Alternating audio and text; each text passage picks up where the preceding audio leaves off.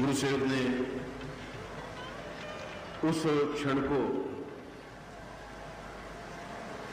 स्पष्ट करने का प्रयास किया जो क्षण जीवन में कई बार संपन्न हुए और किसी भी क्षण को वापस लाया जा सकता है यदि उस क्षण को पकड़ने की क्षमता हो।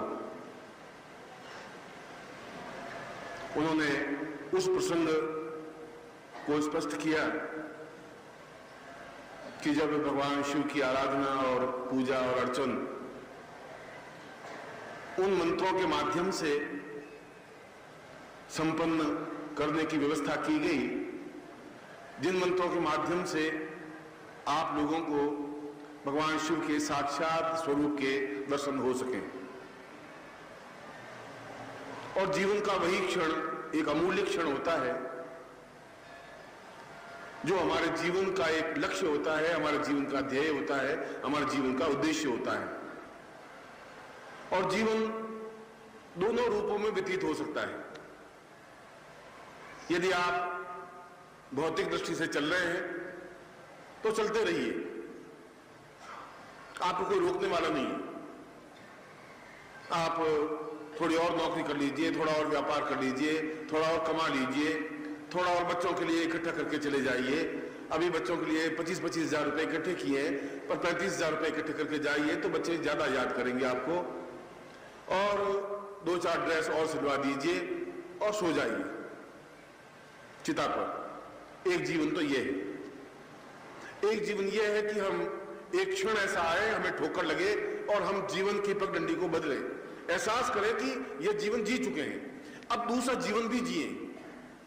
जीवन में ऋषि हैं, साधु हैं, सन्यासी हैं, योगी हैं, भगवान शंकर हैं, विष्णु हैं, भगवती जगदम्बा है, सिद्धाश्रम है और उन उच्च कोटि के योगियों के बीच में हम विचरण करें, सिद्धाश्रम जाएं और उस पूर्ण सत्य का आनंद ले जो हमारे जीवन में घटित है, जो हमारी आत्मा में है, जो हमारे प्राणों में है।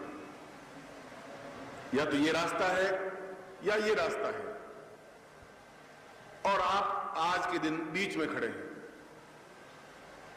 इस रास्ते को भोग रहे हैं जो भौतिक रास्ता है, उस रास्ते को पाने की लालसा है जो मैंने वर्णन किया है। और अब आपके सामने समस्या है कि इसको छोड़ नहीं सकते तो उसको पा नहीं सकते।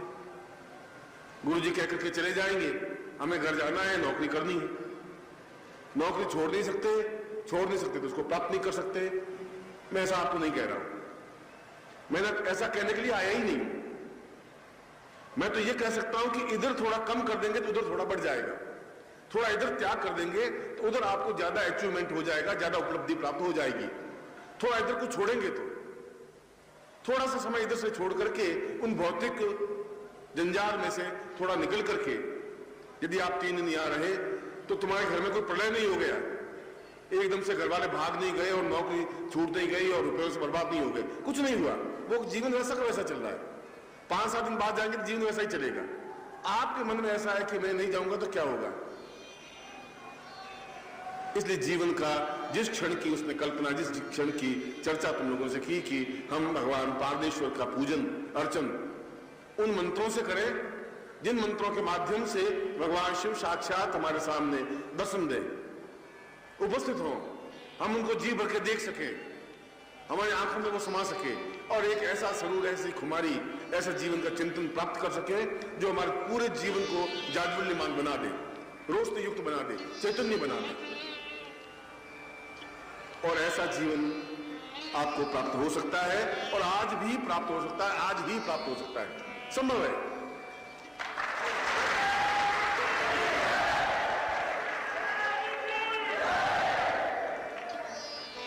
गुरु से थोड़ा भोला सा आदमी है, इसलिए उसने उस घटना का वर्णन किया।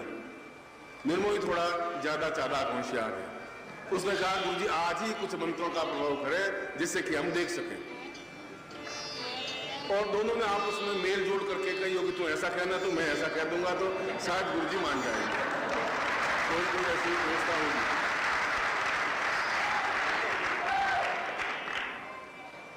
उन लोगों का चिंतन भी इसी भावना को लेकर के था कि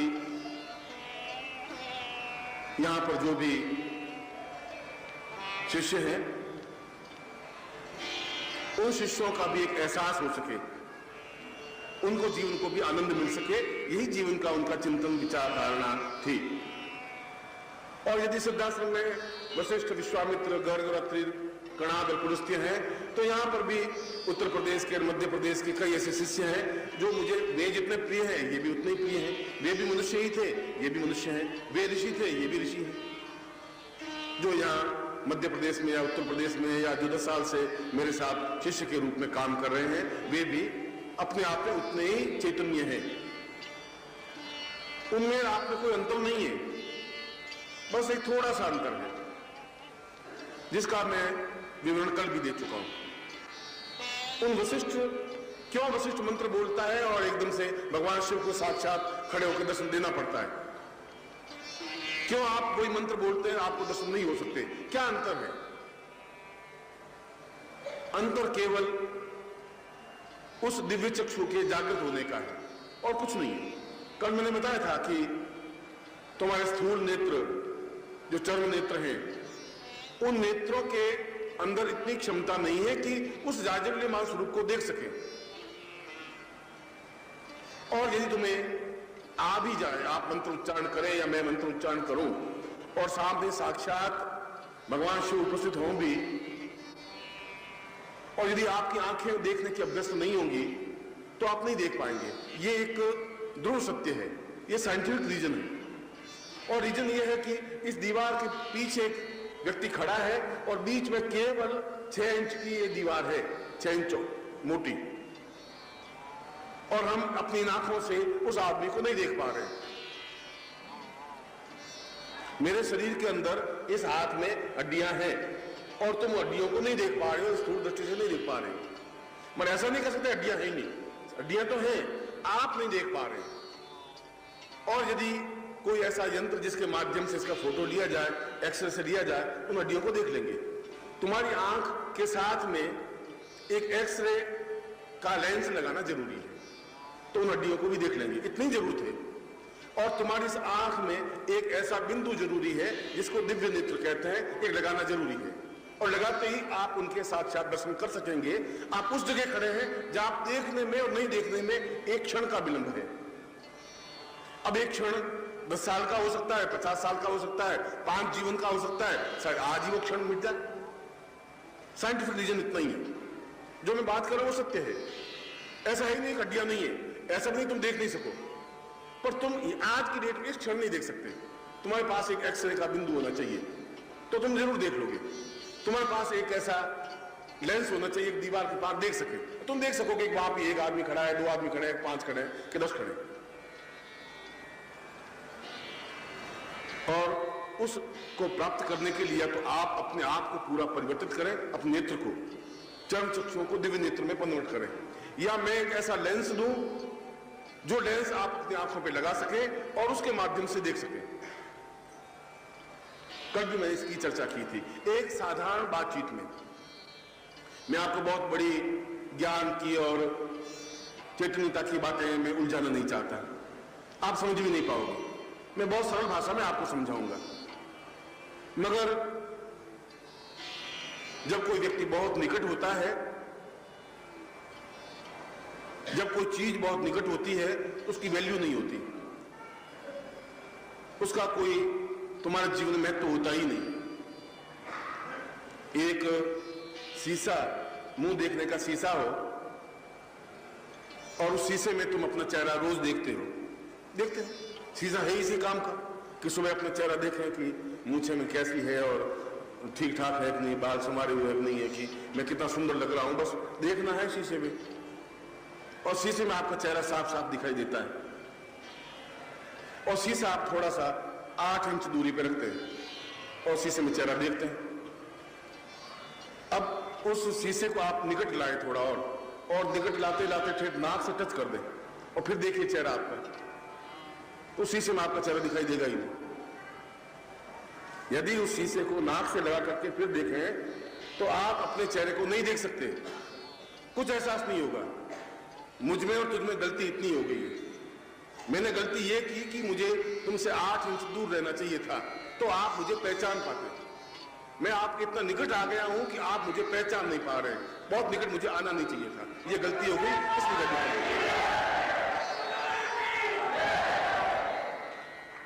मुझे तुमसे दूर रहना चाहिए। जो दूसरे योगी करते हैं, सन्यासी करते हैं, बेचारे बहुत समझदार हैं, मैं इतना समझदार नहीं हूं।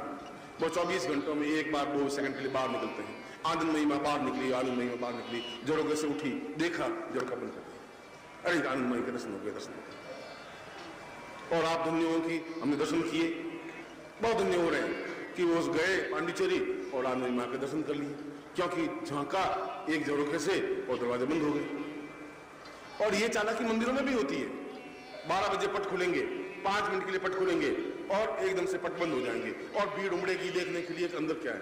और 24 घंटे पट खुले रहे तो कोई दर्शन करेंगे ही नहीं, कह तो मंदिर तो कभी चले जाएंगे दर्शन करने। और 5 मिनट के पट खुलेंगे तो भीड़ उमड़ेगी, धक्का मुक्की होगी और देखेंगे। मैं भी सोचता हूं कि मुझे अब ऐसा ही करना चाहिए, नहीं मिलना चाहिए आपको। और एमपी में अगर आऊं तो किसी कमरे में होटल में जाकर बंद हो जाऊं और फिर अंतिम दिनों में आऊं, शिवरात्रि के दिन आए, 2 मिनट के लिए आए, दर्शन दें और फिर चले जाएं, तो आपकी भीड़ उमड़ेगी, देखेगी कि अरे गुरुजी दिखाई दिए, गुरुजी दिखाई दिए, और मेरी वैल्यू फिर ज्यादा बढ़ जाएगी। ये तरीका भी है, इस तरीके को मैं आजमा सकता हूं और मैं कर सकता हूं। मगर फिर ऐसा ही होगा कि जैसे यहां बैठे बैठे हरगंगे करते रहो, बाल्टी में पानी भर के वो हरगंगे करते हुए स्नान कर पाओगे, गंगा में डुबकी लगाने का फिर आनंद नहीं ले सकोगे। बस ये तकलीफ हो जाएगी। इसलिए मैंने कहा कि आप मुझे इसलिए नहीं पहचान पा रहे हैं कि मैं आपके हृदय को बहुत निकटता से ले आया हूं। ये गलती मेरी है या ये मेरी विशेषता है, क्योंकि जिसके पास कुछ नहीं होता वो दिखाएगा क्या? वो 2 सेकंड दिखाएगा, बंद हो जाएगा। वो क्या दिखा सकता है? वो चेहरे के अलावा कुछ दिखाई नहीं सकता, क्योंकि उनके पास ज्ञान नहीं है, चेतना नहीं है,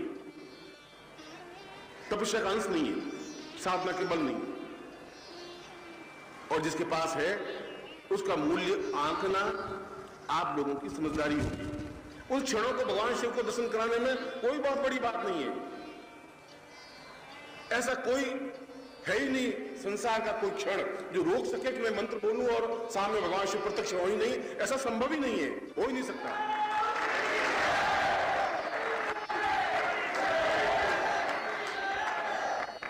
हास्य के साथ, विनोद के साथ, क्षणों के साथ और मस्ती के साथ मैं निश्चित रूप से शाम को उन वशिष्ठ को, विश्वामित्र को भी मैं उपस्थित करने का प्रयास करूंगा, जिसके माध्यम से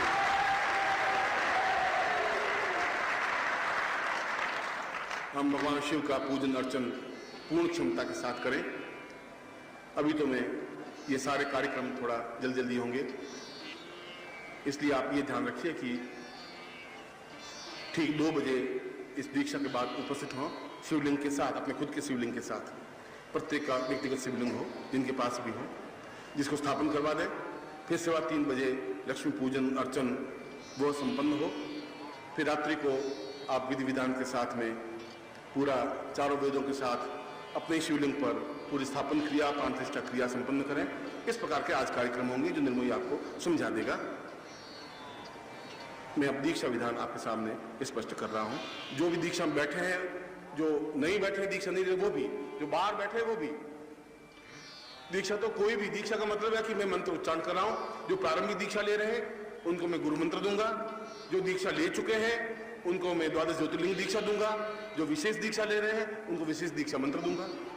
तीनों को एक साथ ही अपने अपने तरीके से संपन्न करवाऊंगा, जिससे कि प्रत्येक व्यक्ति, चाहे ऊपर बैठे हो, चाहे आप सामने बैठे हो, चाहे बाहर बैठे हो, वे लाभ उठा सके। इसलिए कि दीक्षा के बाद ही वे शिवलिंग को स्थापन कर सकेंगे। दीक्षा के बाद ही भगवती लक्ष्मी का प्रतिमा पूजन और उसको अपने जीवन में पूर्णता के साथ स्थापित कर सकेंगे। ऐसा मैं प्रयास आपके लिए कर रहा हूं। इसलिए दीक्षा तो आप सबके लिए खुली है और सबको मैं दीक्षा दे रहा हूं। आप सीधे बैठ जाए। और दीक्षा विधान में जैसा कि मैंने बताया कि आप सब लोग उसमें भाग लेंगे, चाहे बाहर बैठे हो, चाहे हॉल के अंदर बैठे हो, चाहे गैलरी में बैठे हो, और चाहे उपस्थित हो, चाहे अनुपस्थित हो। मैं सबसे पहले इस क्रम से चलूंगा कि प्रत्येक उसमें लाभ उठा सके। पहले जो बिल्कुल नए साधक हैं वे गुरु मंत्र लेंगे, और जो पहले गुरु मंत्र ले चुके हैं या दीक्षा ले चुके हैं वे आज की विशेष 10 महाविद्या दीक्षा लेंगे, जिससे कि आगे के जो कार्यक्रम है उनको आप संपन्न कर सकें। प्रत्येक स्थान की और प्रत्येक समय की अलग अलग दीक्षाएं होती हैं। प्रत्येक स्थान की और प्रत्येक समय के अलग अलग गीत होते हैं। शमशान में अलग गीत गाए जाते हैं, विवाह में अलग गीत गाए जाते हैं। एक ही गीत शमशान में और विवाह में सब जगह घुसेड़ नहीं सकते। आपने कहा हमने दीक्षा ले ली गुरु जी, अभी दीक्षा जरूरत है, हमने एक बार गीत सुन लिए गुरु जी कि ये गीत गाए जाते हैं जो शमशान में गाए थे, अब विवाह में गा ले गुरु जी। विवाह में गाओगे तो लोग जूते मारेंगे तुम्हें, इसलिए वो गीत आप विवाह में नहीं गा सकते।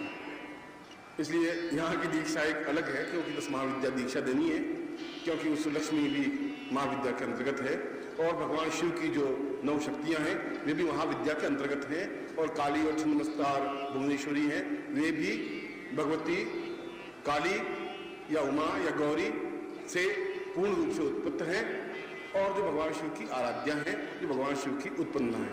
इसलिए उनकी दीक्षा लिए बिना भगवान शिव की आराधना पूजा हो ही नहीं सकती, जिस ढंग की मैं पार्देश्वर या पार्थिव की पूजा करवा रहा हूँ। इसलिए 10 महाविद्या दीक्षा आवश्यक है। और फिर जो विशेष दीक्षा ले रहे हैं उनको भी मैं शक्तिपात के द्वारा और मंत्र के द्वारा उस विशेष दीक्षा को भी संपन्न करवा रहा हूं। सभी हाथ जोड़ दें। सबसे पहले गणपति को स्मरण करें। सुमुखश्चैकदन्तश्च कपिलो कुचकर्णकलम्बोदरस्य विक्तो विदुनाशो विनायक धूम्रकेतुर्गणाभिक्षो भालचन्द्रो जाह्नवा द्वादशैतानि नामानि यप्तेषु महान्ति विद्यारम्भे विवाहे च प्रवेशे निर्गमे तथा संग्रामे संकटे चैव विघ्नस्तस्य न जायते शुक्लाम्बरधरं देवं श्रीवर्णं चतुर्भुजं प्रसन्नवदनं ध्यायेत् सर्वविघ्नोपशान्तये लाभस्तेषां जयस्तेषां कुतस्तेषां पराजय येषामिन्द्रिये वृष्यामोदयस्तोऽपि जनार्दन अभिषितात् सिद्ध्यर्थं पूजितोऽयं सुरासुरै सर्वविघ्नहरस्तस्मै गणाधिपतये नमः। सर्वमङ्गलमाङ्गल्ये शिवे सर्वार्थसाधिके शरण्ये त्र्यम्बके गौरी नारायणी नमोस्तुते सर्वदा सर्वकार्येषु नास्ते साममङ्गलं येषां हृदिस्थो भगवान् मङ्गलायस्तनो हरि तदेव लग्नं श्रीनं तदैव ताराबलं चन्द्रबलं तदैव विद्याबलं देवबलं तदैव लक्ष्मीपदे तें विश्रामि यत्र योगेश्वर कृष्णो यत्र पार्थो धनुर्धर तत्र शिवजियो भूतिर्ध्रुवानीति मतिर्मा सर्वेषां लब्धकार्येषु त्रयस्त्रीं भुवनेश्वरा देवादिसन्ता सिद्धिं ब्रह्मैशाञ्जनार्दन वक्रतुण्ड महाकाय सूर्यकोटि समप्रभा निर्विघ्नं कुरु मे देव सर्वकार्येषु सर्वदा। श्रीमन्महागणाधिपते नमः। लक्ष्मीनारायणाभ्यां नमः। उमामहेश्वराभ्यां नमः। मातृपितृ चरणकमलेभ्यो नमः। इष्टदेवताभ्यो नमः। कुलदेवताभ्यो नमः। ग्रामदेवताभ्यो नमः। स्थानदेवताभ्यो नमः। वास्तुदेवताभ्यो नमः। वाणी हिरण्यगर्भाभ्यां नमः। सचिपुरन्दराभ्यां नमः। सर्वेभ्यो देवेभ्यो नमः। सर्वेभ्यो ऋषिभ्यो नमो नमः। तत्रादौ शिखाबन्धनम्। अपनी चोटी की गांठ लगाइए। मानस्तोक नये मानो आविक मानो गोकु मानो अश्वैक मानो वीराम प्रभामिनो वदिरे हविवंता सुमित्वा हवामहे शिखाबंधनम स्वाम पुरुष्याम यथास्मानम सचैतन्यं परिपूर्णाथास्मानम स्वीकृते कल्याणत्माम एतस्मानम सचिंतामि भस्म नाम लाटे। वायु से भस्म लेकर के हाथ मल करके और भस्म लगाई।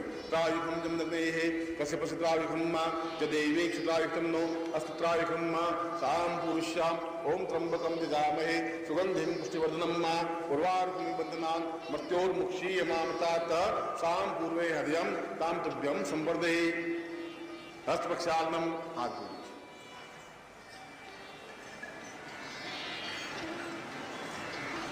यदि आपके पास जलपात्र है तो जलपात्र का उपयोग करिए, और जलपात्र नहीं है तो हिमालय की चोटी पर बैठने पर कहां से पंचपात्र लाओगे, वहां भी जाकर बैठना ही पड़ेगा, तो वायु से प्राप्त करना। इसलिए प्रक्षालते स्वस्तेन तिलकम कृत्वा नमो सुदंताय सहस्रमूर्तये सहस्रपादाक्षरोरुभावे सहस्रनाम्ने पुरुषाय शाश्वते सहस्रकोटि उदाहरणे नमः। अश्वगंधां पान्तु पुनः प्रक्षालनम्। सूर्यं प्रणम्य सूर्य को प्रणाम कर दें। ओम तच्छुदेवाहितं पुरस्ता चक्रमुचरा पश्येम सर्वदा तंजीवेम सदा सदघुष्णयाम सदा शतं पब्रवाम आकृष्णेन रजसावर्तमानो निवेशयन् नमृतमत्यञ्च हिरण्यैर सवितार्थेनादेवो याति भूतानि पश्यन्ना सूर्य साक्षिणे तां तुभ्यं 10 दिक्पालेन तां पुरुषां तपस्या प्राप्ता निमित्तं पूर्वेन्द्राय नमः निस्संशयेभ्यो नमः भोन्द्र तत्तादु कुबेराय नमः विष्णुवाय नमः विष्णवे नमः ईशान्याय नमः संभवे नमः समस्त 10 दिक्पाल अंतरिक्षाय नमः पृथिव्यै नमः धरातलाय नमः समस्त अंतरिक्षाय मम बल प्रदानेन त्वां दीक्षां प्राप्ते तुभ्यं संप्रपदे। हाथ और ऊंचे उठाई अंतरिक्ष तक, उस छत पे लगना चाहिए। यथास्मानं सतुभ्यं संप्रदा पूर्वा सा चिंतयामि कल्याण त्वां मम आत्मनं सा पूर्वा प्रतिज्ञां मम पुरुषां चिंतयामि कल्याण त्वां एतस्मानं सा तस्मा विद्यायां दीक्षा प्रारंभिक दीक्षा प्राप्ता निमित्तं विश्वेश्वर दीक्षां विश्वातुभ्यं संप्रदे। आदि जी कर दीजिए। संकल्पम कुर्यात। पहले आप बाएं हाथ में जल लीजिए और दाहिने हाथ से अपने शरीर को पवित्र करिए। ओम अपवित्र पवित्रो वा सर्वावस्थान गतोपि वा यस्मरेत पुंडरीकाक्षं सबाह्याभ्यन्तरं शुचिः पुंडरीकाक्षाय नमः। अब दाहिने हाथ में जल लीजिए, राइट हैंड में।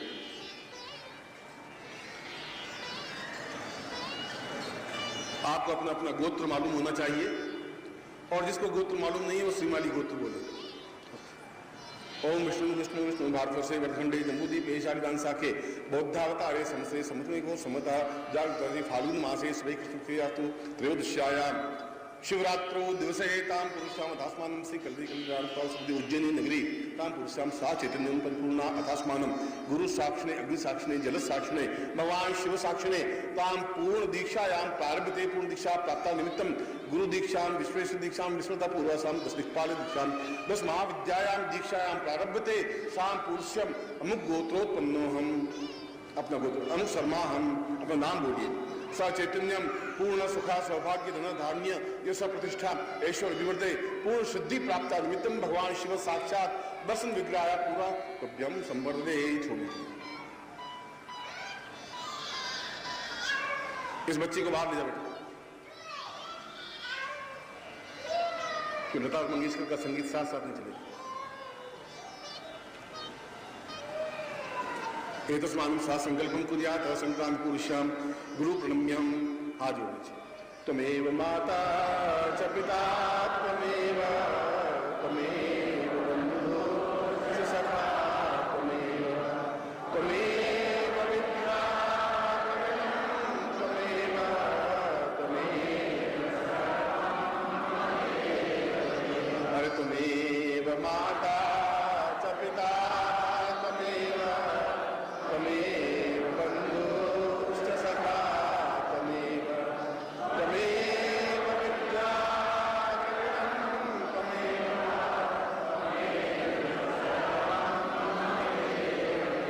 त्वमेव माता च पिता त्वमेव त्वमेव बन्धुः त्वमेव विद्या त्वमेव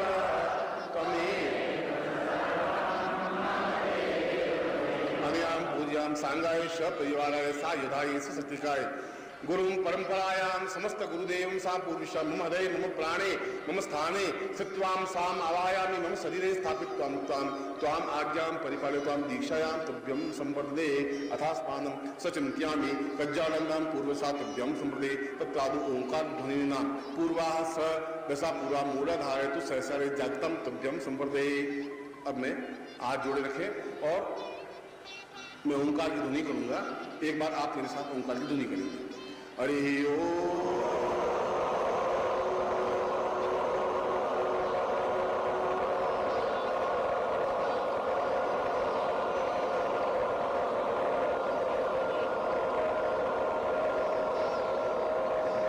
हरि ओम।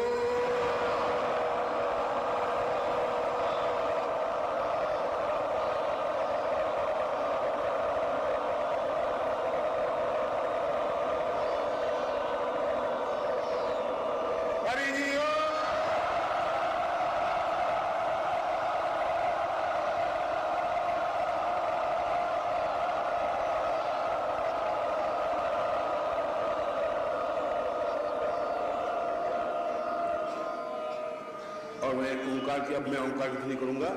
जो ही मेरी ध्वनि समाप्त हो, आप बिल्कुल निश्चल भाव से ध्यान मग्न होंगे, न बोलेंगे न शरीर हिलेगा, बिल्कुल आप ध्यान मग्न हो जाएंगे। और दूसरी बार मैं ओंकार ध्वनि करूं तब वापस आप चैतन्य होंगे, आंख खोलेंगे, स्पष्ट हो, आंखें बिल्कुल स्थिर हो सामने, आंख बंद हो या खुली हो जैसे भी हो, और हिलेंगे नहीं। मैं बोलूंगा ओम, जब मैं ओम ध्वनि बंद कर दूं तब आप बिल्कुल आंख बंद करके और ध्यानस्थ हो जाए। दूसरी बार ओम ध्वनि करूं तब आप वापस आंख खोलें। हरि ओम।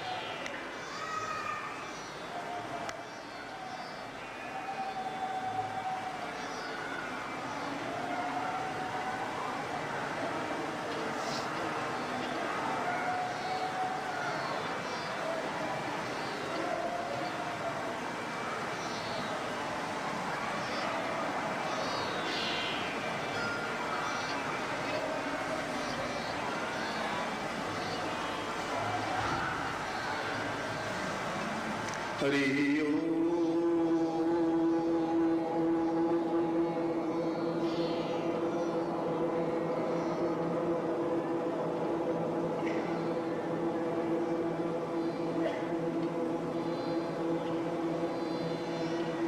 सचैतन्यम भवति साम पूर्वा गुरु पूजेन सा पुरुषाम गुरु पूजानाम तत्थाम पूर्वादास्मानम सकृते कल्याणताम गुरु पूजम समर्पयामि नमः। अब आप बैठे बैठे गुरु पूजन करेंगे, आप छोड़ दीजिए। तत्कादुष पुनः गुरु जलम समर्पयामि नमः। ऐसा भाव लाइए जैसे आप गुरु को स्नान करवा रहे हैं। आपके पास गुरु चित्र होना चाहिए, और अगर नहीं है तो अवश्य ही आप गुरु साक्षात हैं तो गुरु को आप वहीं बैठे। ओम जलम समर्पयामि नमः, स्थानम समर्पयामि नमः, स्थान वरुष्योत्तम भरमसि वरुण समस्तौ वरुणस्य रहता सदन्य से वरुणासीद। एक क्षण रुक करके मैं आपसे पूछ रहा हूँ, क्या आप में सबको ये ध्यान रहा है कि मैं गुरु स्नान करवा रहा हूँ? ध्यान नहीं रहा है तो ये गड़बड़ है आप। उसमें आप बिल्कुल ध्यान रखें मैं स्नान करवा ही रहा हूँ, लोटा है गुरुदेव बैठे मैं स्नान करवा रहा हूँ, इस भावना आनी चाहिए, ये मन की चैतन्यता आनी चाहिए। मैं समझा रहा था। स्थानांते पूर्वाम पय स्नानम दूसरे पय पृथिव्याम पय ओखदी कुपयो दिवंतरिक्षे पयोदा वैश्वती प्रतिशा संतमयम तत्तादु स्नानम तत्तादु घटस्नानम तत्तादु मधुस्नानम तत्तादु शर्करा स्नानम तत्तादु पंचम स्नानम समर्पयामि नमः। ओम पंचनद्यः सरस्वती मपि सोदसा सरस्वती दु पंचधासो देशे भवसित पंचम स्नानम समर्पयामि नमः। पुनः शुद्धोदक स्नानम ओम शुद्धवाला सर्वशुद्धवालो मणिवालस्तास्मिना श्वेता श्वेताक्षो रुणस्ते रुद्राय पशुपते कर्णाम जावाम अवलिप्ता शिरोद्रौन्वा वस्त्रं समर्पयामि नमः। विवासुवासु परिवीतियागा सस्याम भवति जायमान तंधिराज पंसाद्यम सा देव्यंत वस्त्रांते तिलकम कृत्वा श्रीखंडम चंदनम दिव्यम केशरादिशमंतम विलेपनम सुरश्रेष्ठम चंदनम प्रतिगीताम चंदनम समर्पयामि नमः। चंदनाक्षतम समर्पयामि नमः। अक्षन्नमेव धर्म्यादुक्तस्तोकतस्सभान् गोपुरांश्चयाम चिदाम अक्षं समर्पयामि स्नान्ते पुष्पं समर्पयामि नमः। सुमाल्यानि सुगन्धीनि मालित्यादीनि विभो मया हतानि पूजार्थं पुष्पाणि पूजां पुष्पं धूपं समर्पयामि नमः। धूपान्ते दीपं समर्पयामि नमः। दीपान्ते नैवेद्यं समर्पयामि नमः। ओम नाभ्याशीदन्तरिगुं श्रीष्णोर्द्योः समवर्ततपद्भ्यां भूमिदिशां श्रोत्रान्था लोकान् अकल्पयन् प्रदक्षिणां फलानि यानि कानि च पापानि ज्ञाता अज्ञातकृतानि च तानि तानि नश्यन्ति प्रदक्षिणां पदे पदे।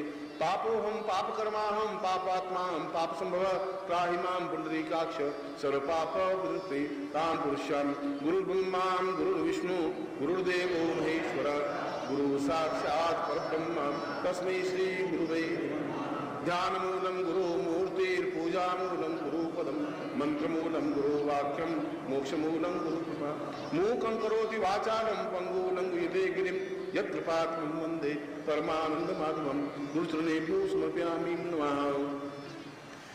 तत्रादु गुरुमन्त्रं प्रत्यात् अब आप गुरु मंत्र लें। अगर लिया हुआ तो वापस लेने में कोई एतराज नहीं है। अपना दाहिना हाथ सिर के ऊपर रखें, राइट हैंड, बाएं हाथ हृदय पर, और मैं बोलूंगा, आप मेरे साथ उच्चारित करेंगे।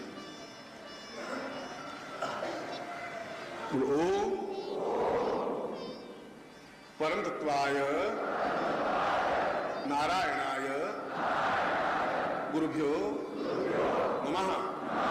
ओम परम तत्वाय नारायणाय गुरुभ्यो नमः। ओम परम तत्वाय नारायणाय गुरुभ्यो नमः। चेतना मंत्र से था ओम ह्रीं मम प्राण देह रोम प्रतिरोम चैतन्य जागृय ह्रीं ओम नमः। गायत्री मंत्र से था ओम भूर्भुवः स्वः तत्सवितुर्वरेण्यं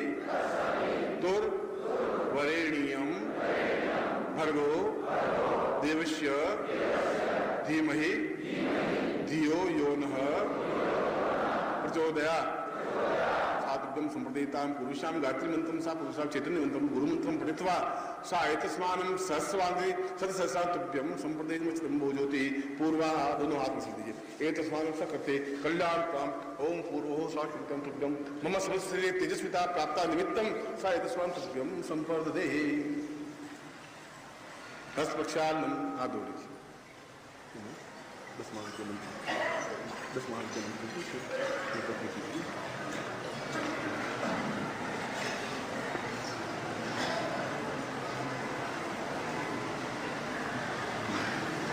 इस दीक्षा के साथ साथ 10 महाविद्या दीक्षा दे रहा हूं।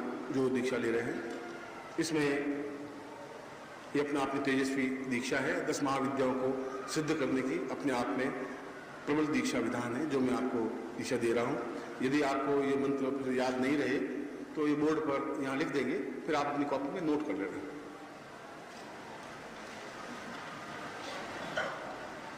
दशमाविद्यायां पूर्वाधस्मानं सुषि काली छिन्नस्तां पुरुषा कुबेराय पूर्वसी सा एतस्मानं समस्त सिद्धिं पूर्तां कमला सा एतस्मानं सिद्धि सिद्धि धूमावती तां प्रत्यक्षं बगलाः सा पूर्वाधस्मि कमलाति पूर्वा सा सिद्धि संभवी सा शक्ति संक्रांत पूर्वा शिव शंकराय सा एतस्मानं मम हृदये स्थापितं तं पूर्वा सा शिव स्वरूपं दशय दशय सा पूर्व स्फोटय स्फोटय त्रोटय त्रोटय सा पुरुषां तुभ्यं संपददे।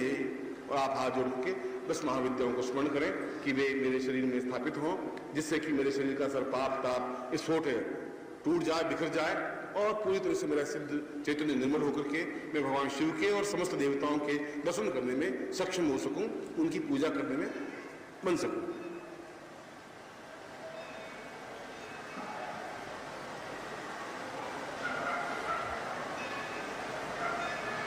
तां पुरुषां तुभ्यं स्मृतेषां पंक्ति पूर्वाः था समस्त षोडशोपचारे 10 महाविद्यायां पूजायां प्रारभ्यते। जल जलसा पुरुषा मनुष्यता पूर्वाथ वस्त्र धूपम दीपम च निवेद्यम ताम्बूलं प्रतिष्ठायां 10 महाविद्यायां आवाहयामि स्थापयामि तां पुरुषां तुभ्यं संप्रदेहे। अब मैं आपके शरीर में 10 महाविद्याओं की स्थापन प्रयोग कर रहा हूं। मैं जहां जहां अपने सिर को स्पर्श करूं आप भी अपने सिर को वही वही दाहिने हाथ से करें, पूरी श्रद्धा के साथ, पूरी चैतन्यता के साथ, और यथासंभव अपने हृदय को खुला रखें। दुपट्टा पहना हुआ है तो थोड़ा सा हृदय खोल दें, कुर्ता बनियान पहना हुआ तो उतार दें, बनियान में पहने।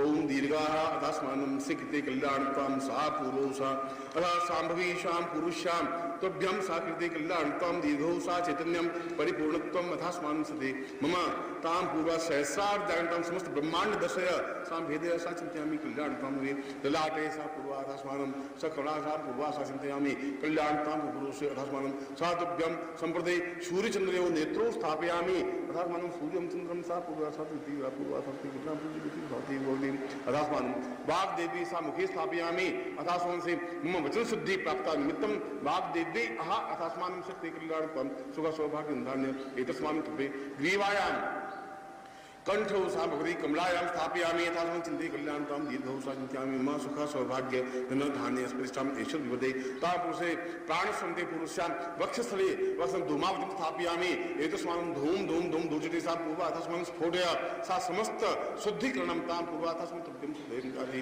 हरे सा पुरुषां तथा स पूर्वा सा चिंत्यामि कलंकं हरे सा देव्यो सावती पूर्वा पूर्वा तस्मान् कलंकं तुभ्यं तिं अन्नपूर्ण सा उदरे अन्नपूर्णां स्थापयामि एतस्मान् मम समस्त ऐश्वर्यं प्राप्ता निमित्तम मम सुखा समग्रस्त सुख प्राप्त्या निमित्तम सिद्धभूतमेत पूर्वा तस्मन्ति कालो सा जंगीं स्थापयामि मम जंगायां महात्मानं सकृते कल्याणतां पुरुषां तुभ्यं तां पुरुषं का जीवति ता भवानी ता बाहुभ्यां दिपुरुष बल ओज साहस क्षमतां ऐश्वर्यं तां पुरुषां समस्त शरीरे तां दशमज्जायां स्थापयामि तुभ्यं संपदे हस्तपक्षां साधु तत्प्रादु मानसिक रूपेण तस्माविद्यायां पूजायां तुभ्यं संपदे। मानसिक रूप से मैं बोलूं, आप उनकी पूजा करते रहिए जैसे कि ऐसा हो। ओम तत्प्रादु तस्माविद्याय आवाहयामि स्थापयामि आसनं स्थापयामि आसनान्ते तुभ्यं संपदे। तत्प्रादु आसनान्ते अर्घ्यं समर्पयामि न अर्घ्यो गौरा प्रतिगां पूर्वशां तुभ्यं संपदे।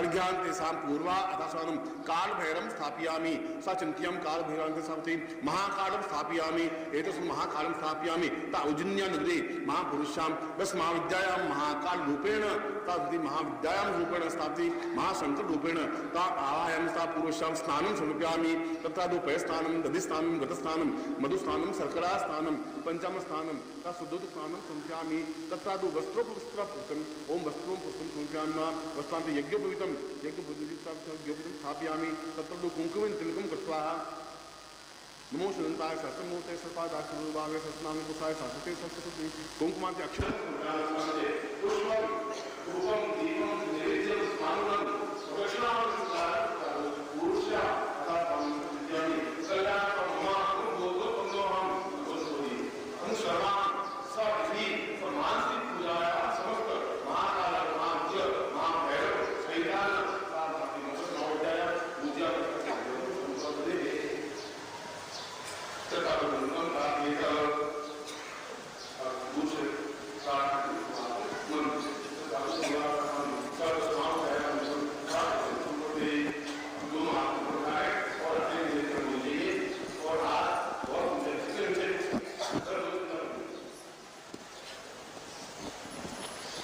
उंगलियां मिली हुई अंगूठा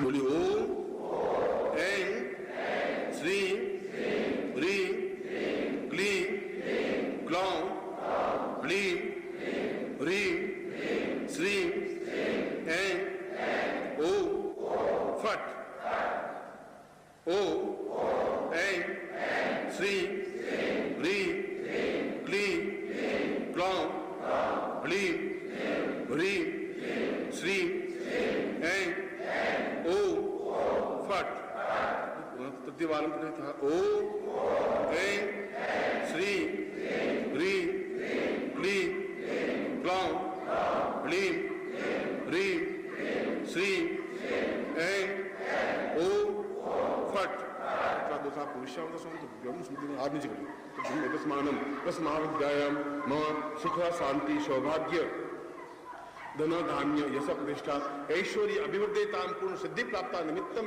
सदिव्य दृष्टि प्राप्ता निमित्तम सदिव्यं संपद्ये।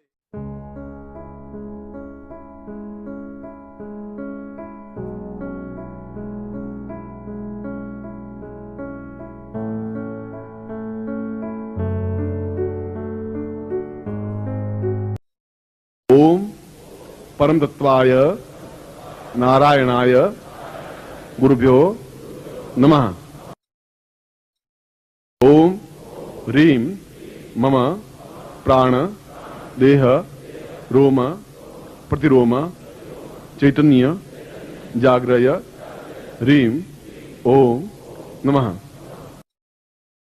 ओम भूर्भुवः स्वः तत्सवितुर्वरेण्यं भर्गो देवस्य धीमहि धियो यो नः प्रचोदयात्।